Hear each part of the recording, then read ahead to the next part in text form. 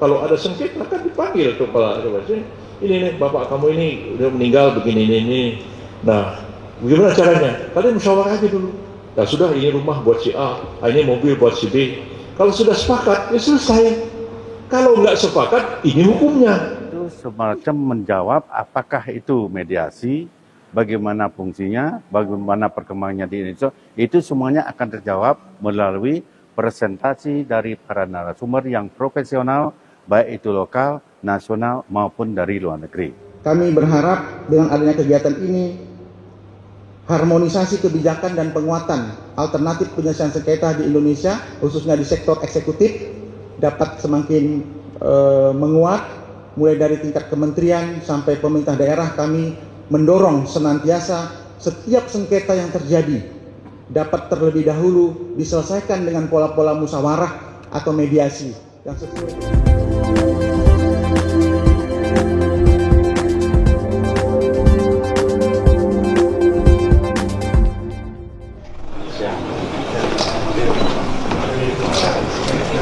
Selama 4 hari dari 5 hingga 8 Oktober 2025, Indonesia Arbitration Week and Indonesia Mediation Summit 2025 sukses digelar di Quest Hotel Denpasar.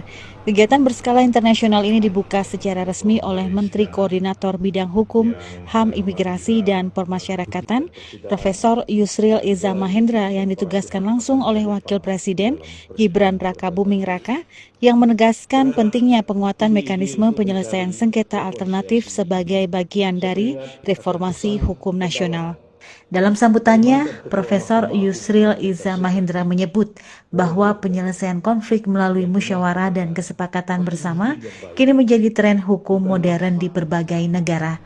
Pemerintah, lanjut Yusril, menempatkan alternatif dispute resolution atau ADR sebagai salah satu pilar utama reformasi hukum.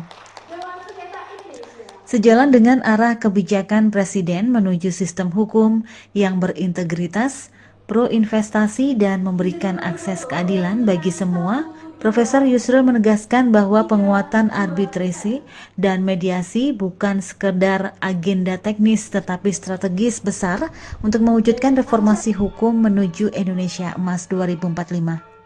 Pemerintah berkomitmen mempercepat digitalisasi layanan hukum, termasuk pengembangan online dispute resolution agar akses keadilan dapat menjangkau hingga pelosok daerah.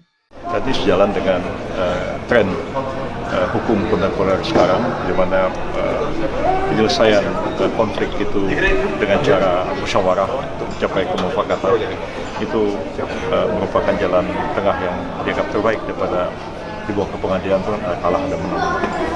Jadi ini penting dalam perkembangan hukum kita sekarang. Yang saya hormati Presiden Dewan Sengketa Indonesia, Profesor Stabila Gayo, Ketua Pelaksana kegiatan ini, Profesor Dr. Made Sujana.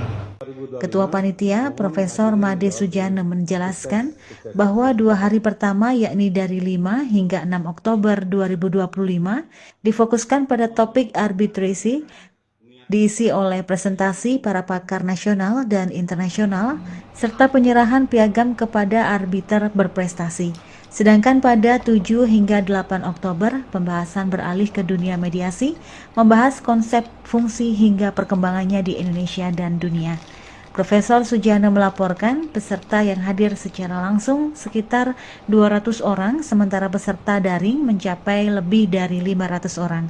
Ini menunjukkan antusiasme yang luar biasa terhadap isu arbitrasi dan mediasi. Ia menambahkan bahwa melalui kegiatan ini peserta memperoleh pemahaman komprehensif tentang ADR sebagai solusi penyelesaian sengketa di luar pengadilan yang efektif dan manusiawi.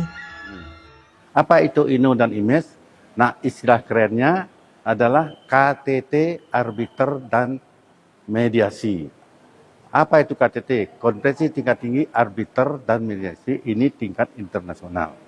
Karena yang hadir dari luar negeri banyak sekali. Jadi materi yang akan dibahas di sini tanggal 5 dan 6 itu adalah materinya berupa arbitrase. Arbitrase akan dibahas pada tanggal 5 dan 6, meliputi apa saja? Meliputi melalui presentasi dari para ahli, baik itu lokal, nasional, maupun internasional. Itu sudah banyak yang sudah mendaftar, akan dilaksanakan hari ini dan besok tanggal 6. 5 dan 6 itulah materinya arbitrase.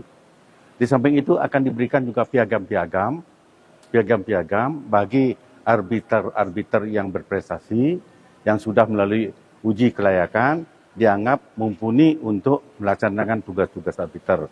Itu akan juga diberikan penghargaan yang diserahkan langsung oleh Pak Menteri.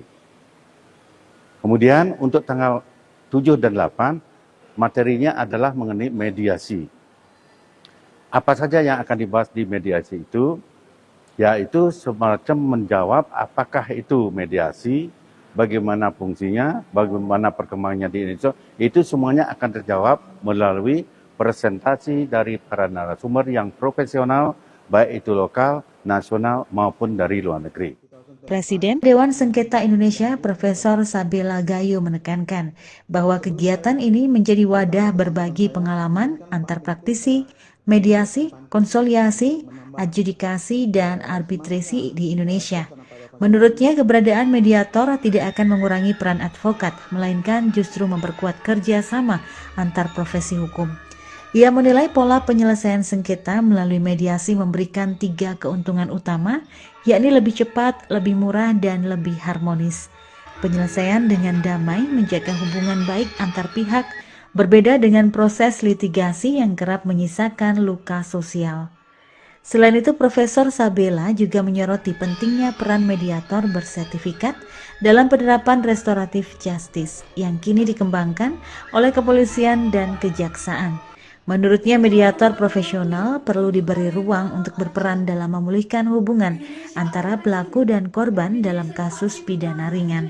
Pada kegiatan Indonesia Arbitration Week dan Indonesia Mediation Summit adalah yang pertama untuk saling sharing informasi dan juga prestasi di bidang mediasi, konsiliasi, adjudikasi, dan arbitrase atau alternatif penyelesaian sengketa di antara para mediator, konsiliator, adjudikator, dan arbiter di Indonesia, dan yang kemudian untuk memperkuat kebijakan alternatif penyelesaian sengketa di Indonesia agar semua pemangku kepentingan, baik pemerintah, swasta, masyarakat, tokoh-tokoh agama, ini memahami tentang pentingnya penyelesaian sengketa di luar pengadilan melalui prosedur mediasi.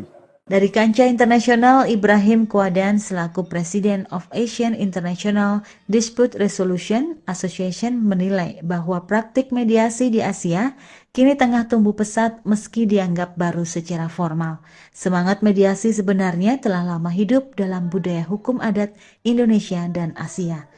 It is still new and it still have very early stages.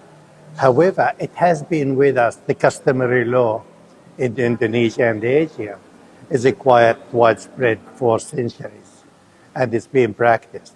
Menurutnya, Indonesia berada pada jalur yang tepat dengan hadirnya regulasi dan inisiatif.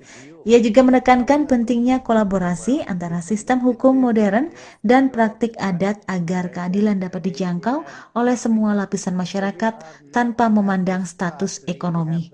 Kabar Bali Hits mengabarkan.